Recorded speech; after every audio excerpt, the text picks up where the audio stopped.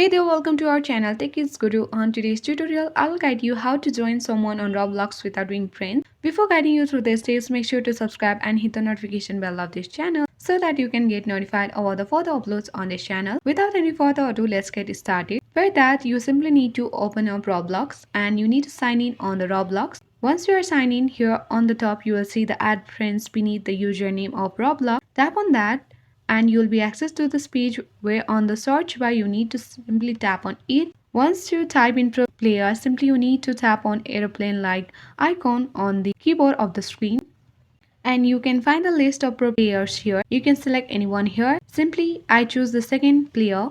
Box will be appear here. You need to scroll down here and you can also view the full profile of this user. Simply you need to tap on view full profile. You can tap on add friend and add this user. Where on the screen you can see the three dotted line. Simply tap on three dotted line and here you can tap on follow and you can follow the user. So you can join someone on Roblox without being friends also. You can either not send the friend request and join someone on Roblox without being friends. So if you find this video useful, then hit the like button and subscribe our channel. Thank you.